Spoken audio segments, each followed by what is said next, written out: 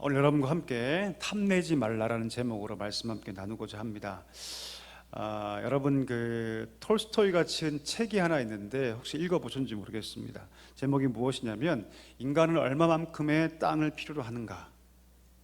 혹시 읽어보셨습니까? 소설인데요, 재밌습니다. 이 소설의 주인공이 누구냐면 파홈이라는 주인공이 등장합니다. 파홈. 근데 이 누구냐면 이 사람은 소작농이에요. 그러니까 자기 땅이 없는 가난한 사람이죠.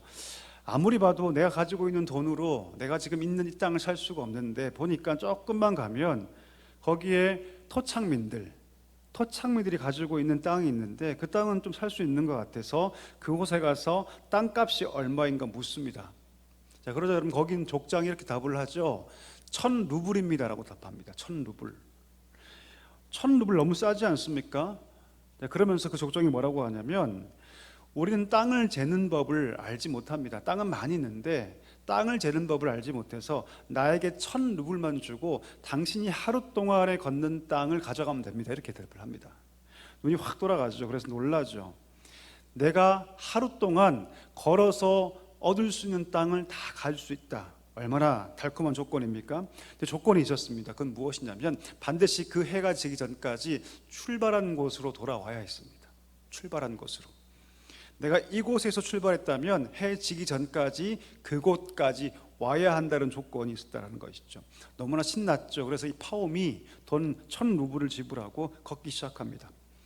그리고 막 뛰기 시작하죠. 그리고 어떻게든 많은 땅을 얻기 위해서 최선을 다해서 쉬지 않고 밥도 먹지 않고 그렇게 열심히 자기의 소유의 땅을 얻고 싶어서 열심히 달려갑니다. 그리고 속으로 계속 얘기를 하죠. 반드시 돌아올 수 있다. 나는 반드시 돌아올 수 있다.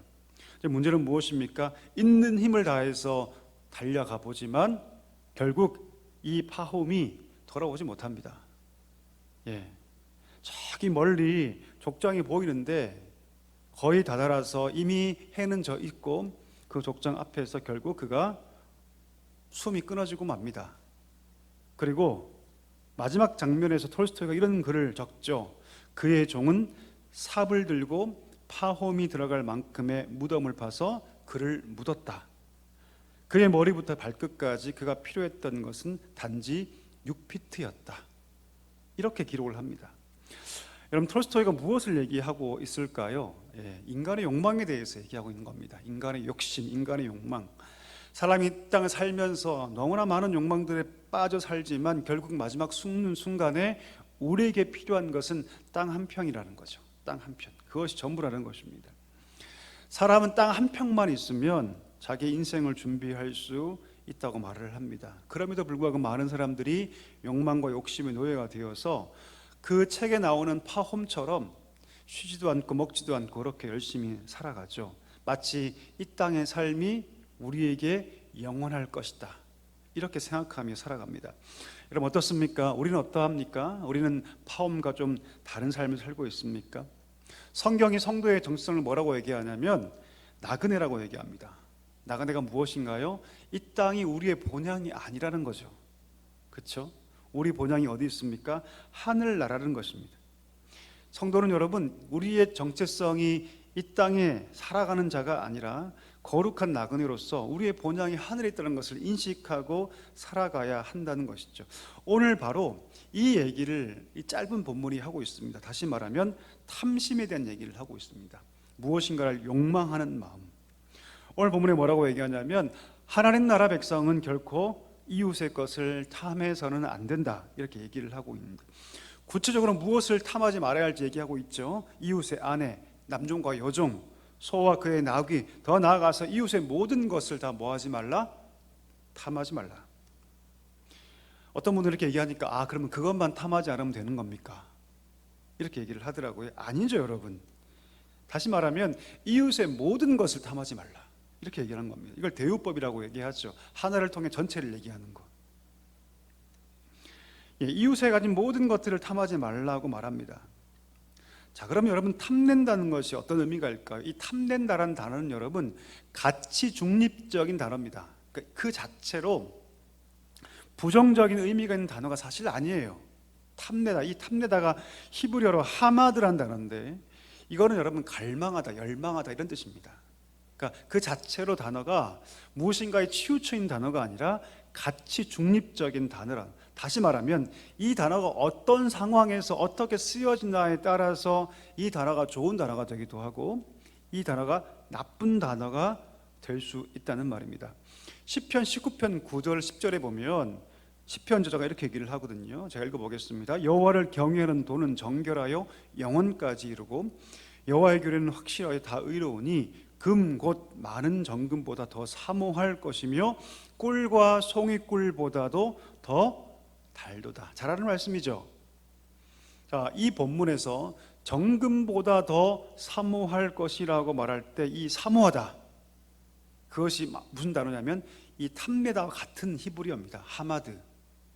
정금보다 더 내가 사모하다, 그 사모하 단어가 바로 이 하마드라는 탐내라는 단어예요. 여러분, 무슨 말이냐면 선한 일에 열심을 내고 하나님 백성답게 그 선한 일을 위해 열심히 사는 것, 그때도 이 단어가 쓰이고 반대로 오늘 말씀처럼 이웃의 것을 탐할 때도 이 단어가 쓰여진다는 것이죠. 바꿔 얘기하면 우리 안에 있는 이 열정이 때로는 세상을 향할 때 그것은 죄악의 도구로 쓰여질 수 있고, 반대로 하나님을 향하여 쓰여질 때 그것이 선한 도구로 쓰여질 수 있다는 것입니다. 우리 안에 있는 이 열정이. 사도 바울이 얘기를 하죠. 사도 바울이 에베소서 2장 3절에 보니까 이렇게 얘기를 합니다. 제가 읽어보겠습니다. 전에는 우리도 다 그 가운데서 육체 욕심을 따라 지내며 육체와 마음이 원하는 것을 하여 다른 이들과 같이 본질상 진노의 자녀이었더니. 무슨 말입니까? 타락한 인간은 본능적으로 그 안에 있는 욕심을 따라 살아가는 특징이 있다, 이런 말씀이에요. 다시 말하면 타락한 인간들은 본능적으로 자기의 욕구를 따라 살려는 마음의 경향성을 가진다, 방향성을 가진다라고 얘기하고 있는 것이죠. 하나님 안에서 그 욕구가 바로 쓰이고 잘 쓰이면 하나님이 기뻐한 일에 그것이 쓰임받지만 반대로 자기를 위해서, 자기의 욕망을 위해서 쓰여지면 결국 죄의 노예가 되고 그 욕망의 노예가 되어서 결국 브레이크가 파열된 차처럼 결국 심판당하고 멸망당하는 파괴의 삶을 살아갈 수밖에 없다는 것이죠.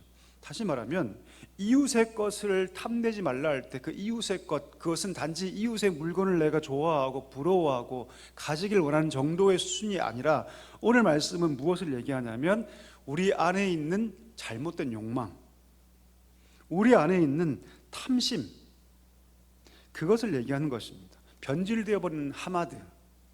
하나님을 위해 쓰여져야 되는데 누굴 위해 쓰여지고 있습니까? 자기를 위해서, 자기 욕심을 위해 쓰여지고 있는 잘못된 하마드에 대해서 오늘 본문은 얘기하고 있는 것입니다. 단지 이웃의 것을 보지 말라, 가져가지 말라, 빼앗지 말라, 그 얘기를 하는 것이 아니라 우리 안에 있는 탐심의 얘기를 하고 있다는 것이죠. 자, 그렇다면 이 말씀을 좀 더 구체적으로 우리 삶 가운데 한 번 더 적용해 볼까요? 여러분, 그 어리석은 부자 이야기 혹시 아십니까? 누가복음에 나오는데요. 누가복음에 보면 어리석은 부자가 등장합니다. 이 부자는 원래 부자입니다. 굉장히 부자죠. 근데 그 마음에 한 가지 더 꿈을 가집니다. 어떤 부자냐면 내가 더 부자가 되자, 더 부자가 되자. 그래서 정말 열심히 일을 합니다. 심지어 곡간도 더 크게 짓죠. 그래서 그가 거두었던 모든 곡간을, 모든 곡식을 그 곡간을 다 거둡니다. 다 드립니다. 누가복음 12장 17절인데요. 그렇게 그 모든 곡간 안에 가득 채운 다음에 그가 이렇게 얘기를 합니다. 또 내가 내 영혼에게 이르되, 영혼아, 내가 여러 해 쓸 물건을 많이 쌓아두었으니 평안히 먹고 마시고 즐거워하자, 이렇게 얘기를 합니다. 자, 그때 그 어리석은 부자에게 하나님께서 말씀하시거든요. 뭐라 말씀하시냐면 이렇게 말씀하시죠. 어리석은 자여 라고 얘기합니다.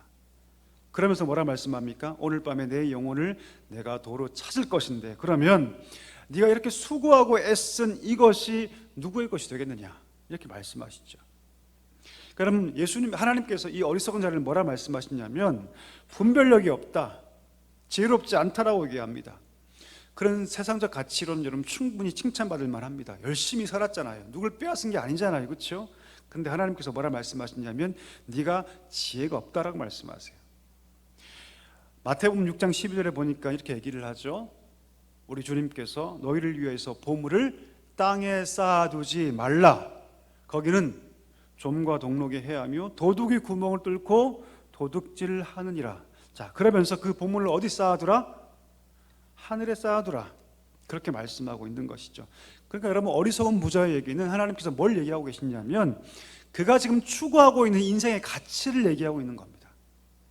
어떻게든 열심히 모아서 그 모은 것을 가지고 심지어 내 영혼까지도 평안하고자 하는 것, 즐기고자 하는 것, 그것이 그의 가치고 그의 꿈이었던 것이죠.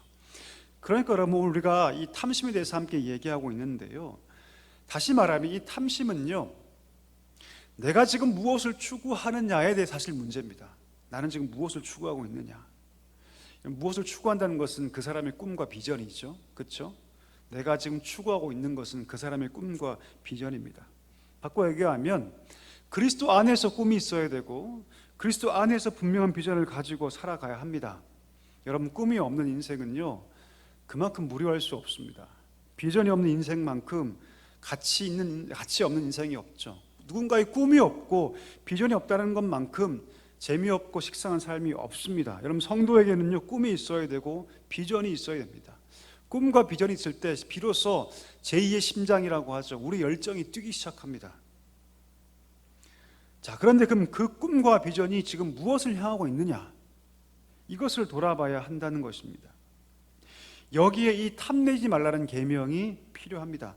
내가 지금 열심을 내서 지금 돈을 벌고 있는 이유가 무엇인가? 내가 열심히 공부하는 이유가 무엇인가? 내가 무엇인가 열정을 가지고 많은 시도와 도전을 하고 있는데 그 배후에 어떤 마음이 있는가, 어떤 방향성을 가지고 있는가를 돌아봐야 한다는 거죠. 그것이 과연 하나님께 연결되어 있는가, 이웃을 향해 나아가고 있는가, 아니면 오늘 어리석은 부자처럼 맹목적으로 자신을 위해서 부를 추구하고 쫓고 있는가, 그 출발과 방향이 지금 어디에 연결되어 있는가를 돌아봐야 한다는 것을 말하고 있는 것이죠. 여러분, 우리에게 꿈이 필요합니다. 비전이 필요합니다. 열정이 사람이 되어야 하죠. 하지만 그 열정과 꿈과 비전이 하나님께 연결되어 있어야 할 줄 믿습니다. 사람에게 연결되어 있어야 합니다. 내 자신을 향할 때부터, 그때부터 탐심과 욕정이 고개를 들기 시작하죠. 문제는 무엇입니까? 그 내 안에 나를 향해 있는 탐심과 욕정은 그 자리에 머무르지 않는다는 특징이 있습니다. 결국 우리를 삼켜버립니다. 결국 우리를 망쳐버리죠. 제가 아까 얘기했던 것처럼 브레이크가 파열된 차처럼 무엇인가에 강력하게 부딪히지 않으면 멈추지 않는 것처럼 우리 삶이 완전히 깨진 다음에 비로소 그것이 나를 파괴하는 것이었구나, 그때 우리가 알게 된다는 것이죠. 여러분, 탐심을 제어하지 못하면요, 신앙은 깊어질 수 없습니다. 야고보서 1장 15절인데요 우리 참고구절 한번 2번 읽어볼까요? 우리가 너무너무 잘하는 말씀이고, 제가 어릴 때 저희 어머니가 가장 첫 번째로 외우게 했던 암송구절이었습니다. 한번 읽어볼까요? 야고보서 1장 15절 말씀 같이 읽겠습니다. 욕심이 잉태한 즉 죄를 낳고 죄가 장성한 즉 사망을 낳느니라. 제가 중학교 때 저희 어머니가 이 말씀을 암송하게 했어요.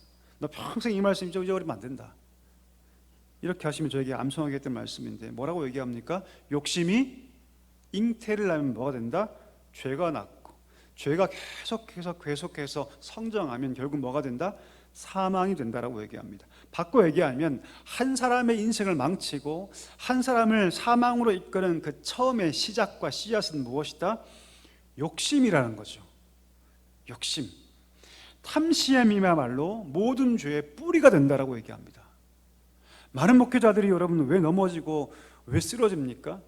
답은 하나죠. 간단합니다. 너무나 간단합니다. 탐심 때문입니다.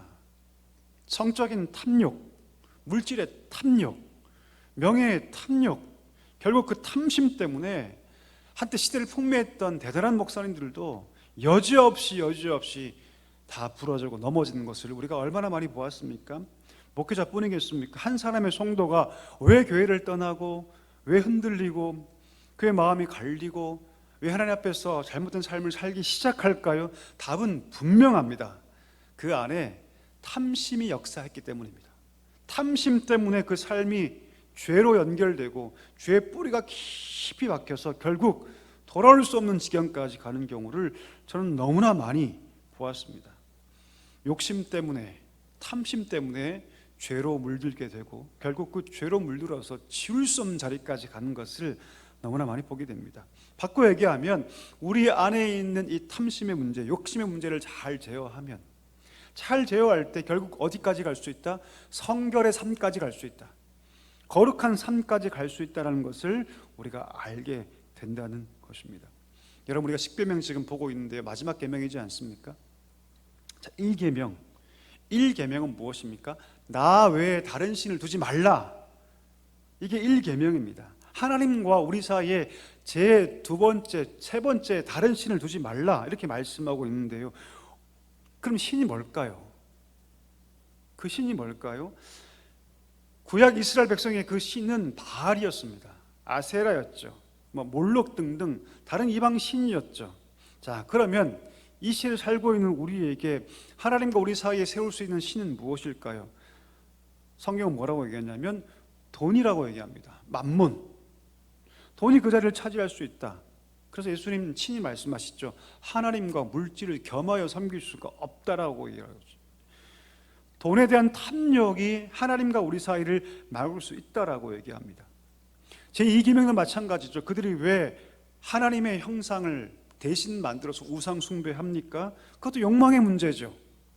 욕심의 문제 아닙니까? 무엇을 보고 형상화해서 그 형성화, 자기 욕심에 따라 만든 것을 신으로 섬기고 싶어하는 자기 욕망, 이것이 두 번째 계명과 연결되어 있습니다. 여러분, 그 욕망이 우리 가운데 자리하기 할 때 결국 그 우리 신앙의 삶은 다 파괴됩니다. 코로나 기간 동안에 사람들이 교회 나오지 않기 시작했죠. 30% 이상이 교회를 떠났다고 얘기합니다. 그분들이 지금 예배하고 있지 않을까요? 물론 완전히 떠난 분들도 계시겠죠. 상당수가 집에 계십니다. 집에서 편하죠. 그렇죠? 여기도 계시고 교회도 계시는데 우리가 굳이 꼭 가야 돼? 내가 하나님 바라보고 지금 예배하고 있는데 좀 편한 환경에서 예배할 수 있지. 그렇게 말씀하십니다. 그러나 그 이면에 무엇이 있냐면 편하고자 하는 욕망이 있는 거죠. 편하고자 하는 욕망. 편하고자 하는 욕망이 그 뒤에서 자석처럼 그 사람을 땡겨 있기 때문입니다. 굳이 내가 시간을 들여서 내 자신을 준비하고 시간을 들여서 갈 필요가 뭐가 있겠어? 여기가 편한데 3년 동안 그렇게 예배를 드렸는데 그 이면에 내가 편하고 싶은 욕망, 쉽게 살고 싶은 욕망이 그 안에 있다는 것을 우리가 부인할 수 없다는 것입니다. 이렇게 여러분, 욕망이 무섭습니다. 탐욕이 무섭습니다. 모든 거룩을 다 깨트리고 그 한 사람의 인생을 죄의 늪으로 밀어넣어 버립니다. 허우적거릴수록 더 깊은 수렁으로 빠지게 되는 것이 바로 이 탐욕의 문제입니다. 탐욕의 문제. 자, 그러면 치명적인 이 탐욕, 우리 삶에 깊숙이 뿌려내려 있는 이 죄성, 이 탐욕의 문제 어떻게 해결할 수 있을까요? 어떤 분이 그러시더라고요. 이거 해결할 수 없다. 이거 주님 오셔야 한다. 예, 맞는 말인 것 같습니다. 여러분, 어떠십니까? 우리 안에 있는 이 탐욕, 정말 주님 오셔야지만 버릴 수 있는 것 같습니다. 그러면 적어도 이 땅에 있으면서 우리가 어떻게 해야지만 이 탐욕을 이길 수 있을까요? 어떻게 이 탐심 문제를 해결할 수 있을까요? 저는 이 탐심의 문제는 적어도 훈련이 필요하다고 믿습니다. 훈련. 탐심의 문제를 해결하기 위해서 무엇이 필요하냐면 의도적인 훈련이 저는 반드시 필요하다고 믿습니다. 이 훈련을 하지 않으면 결코 어느 누구도, 저 같은 목회자들도 대번에 탐심에 빠져 흔들릴 수밖에 없습니다. 첫 번째는 무엇이냐면 날마다 내 마음의 방향을 점검하는 거죠. 내 마음의 방향. 내가 무엇인가에 반응할 때, 내가 어떤 생각을 가지게 될 때, 특별히 어떤 감정을 가지게 될 때 내 생각과 내 감정의 방향이 어떤 탐심에 반응할 수밖에 없습니다. 여러분, 쉽게 얘기를 해볼까요? 내가 좋아하는 신발, 그 신발을 내가 딱 보게 돼요. 다른 신발들은 반응하지 않죠. 아무리 누가 이거 어떤 신발이라고 얘기하는데 그거 눈에 들어오지 않습니다. 내가 좋아하는 신발은 여러분 눈이 확 띄어지죠. 반응이 발생하죠. 반응이 발생하면 감정이 따라옵니다. 그렇죠? 그리고 그 반응과 감정을 따라서 생각이 바뀌어요. 아, 내가 저거 사고 싶다, 갖고 싶다. 더 나아가서 내가 저런 걸 사기 위해서 돈을 모아야 등등의 생각이 따라옵니다. 그러니까 여러분, 특별히 내가 반응하는 탐심과 생각과 반응이 언제 반응하는 것인가에 대해서 날마다 자신을 점검해야 합니다. 이렇게 하지 않으면 그냥 쑥 지나가요. 그냥 흘러가게 됩니다. 매일 자신의 생각과 감정과 반응을 점검하지 않으면 결국 내 삶은 그저 살아온 대로 살 수밖에 없고, 결국 그것이 더 깊은 곤래로 빠진다는 것을 알 수 있습니다. 반대로 비록 그가 지금 거룩의 자리에 나오지 못해도 자신을 돌아볼 수 있는 그런 사람이라면, 설령 그 사람이 탐욕에 빠졌다 할지라도 돌이킬 수 있습니다. 왜요? 그는 적어도 영적으로 둔감하지 않기 때문이죠. 자신을 돌아보기 때문이죠. 내가 지금 어디에 반응하고 있는가? 내 감정은 어느 상황에서 내게 반응하고 있는가? 나는 어느 때 내 생각을 바꿔서 결단하고 움직이기 시작하는 것을 자신을 늘 성찰하기 때문에, 그는 비록 지금 영적인 단계가 낮다 할지라도 언젠가는 하나님께 돌이킬 수 있습니다. 반대로 영적으로 둔감하면요, 결국 세상의 방법대로 그는 타락으로 빠질 수밖에 없습니다. 탐욕에 빠져서 결국 그에게 우상이 돈이 되고 탐욕이 되죠. 하나님이 아니라. 하나님에 대해서는 반응하지 않습니다. 말씀에 대해서, 거룩한 삶에 대해서, 하나님의 소명에 대해서는 반응하지 않지만 결국 탐욕에 빠져있기 때문에 세상적인 것에는 아주 치밀하게 반응하게 되는 그런 상황이 되게 되는 것이죠. 이것은 여러분 의도적으로 해야 합니다. 그래서 제가 처음에 훈련이라고 말씀드린 이유가 바로 거기 있습니다.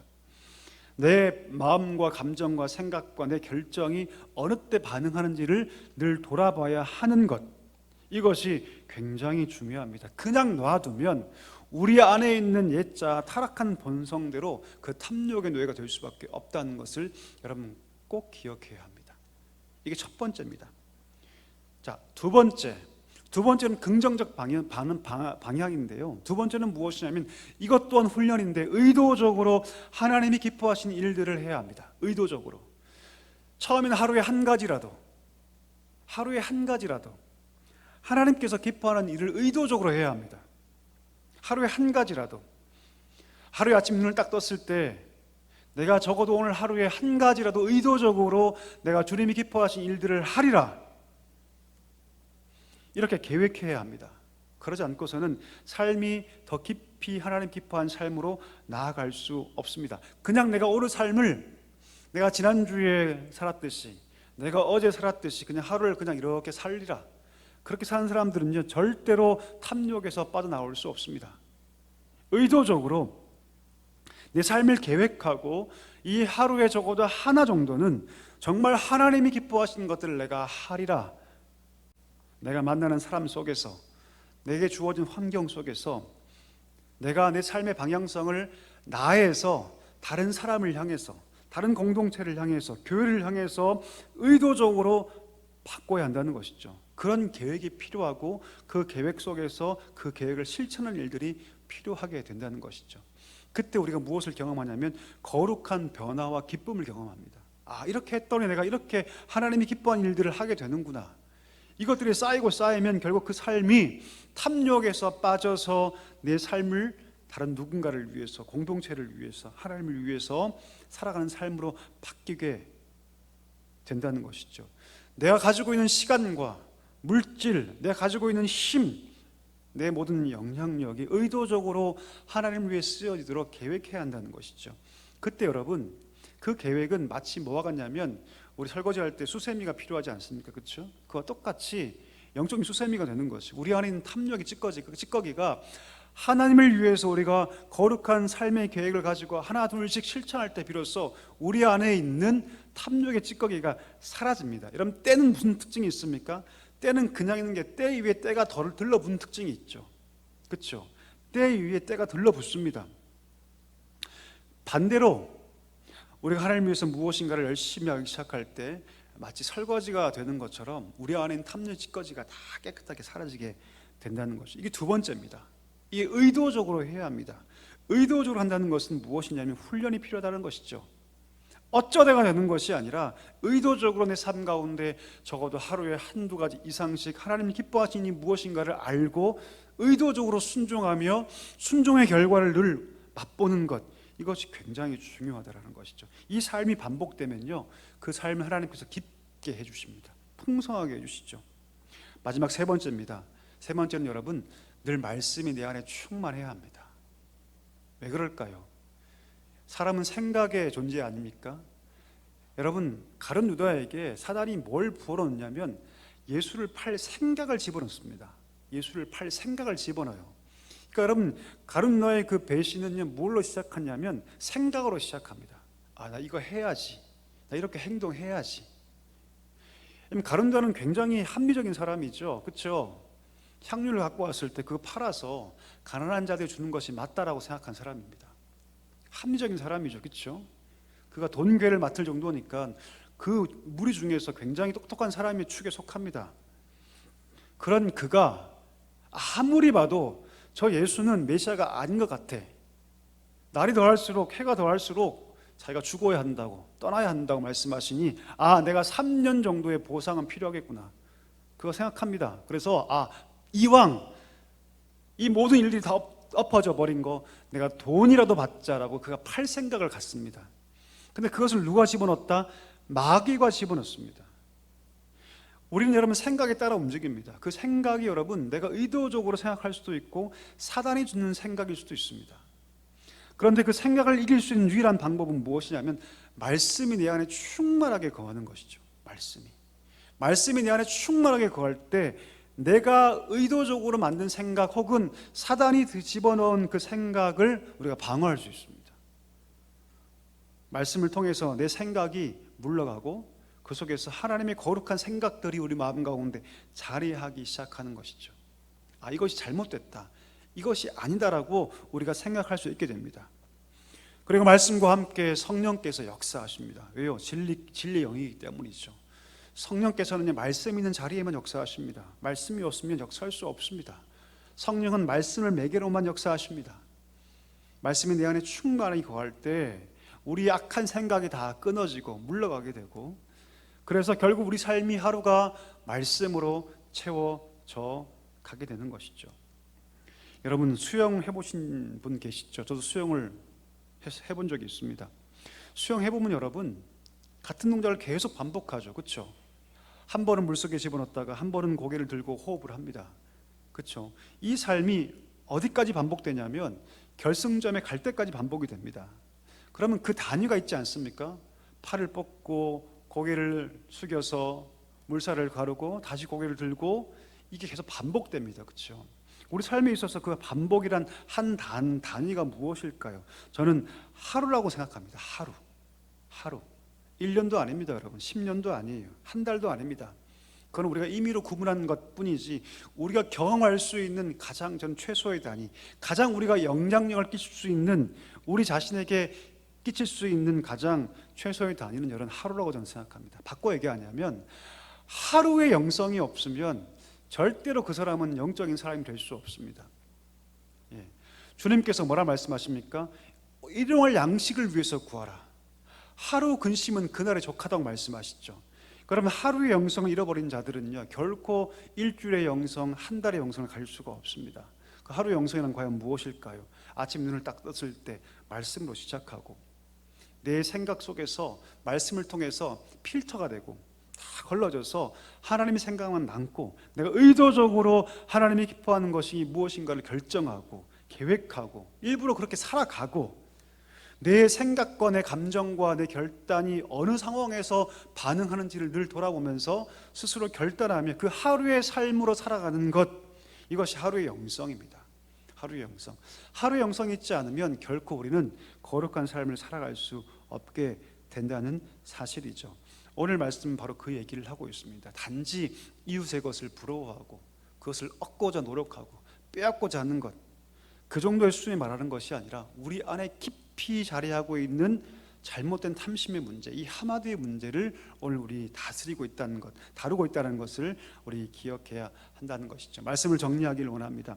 우리의 이 열정이 하나님을 위하여 쓰여지기를 간절히 소망합니다. 우리의 생각과 감정과 우리의 모든 삶의 방향성이 하나님께 연결되어 있기를 축복합니다. 나를 향하는 것이 아니라 하나님을 향해서, 이웃을 향해서, 교회를 향해서, 아파하는 자들을 위해서, 이 시대를 향해서 연결되어 있을 때 하나님이 그 열정을 받으시고 거룩한 열정으로 우리 자신을 쓰게 하실 줄 믿습니다.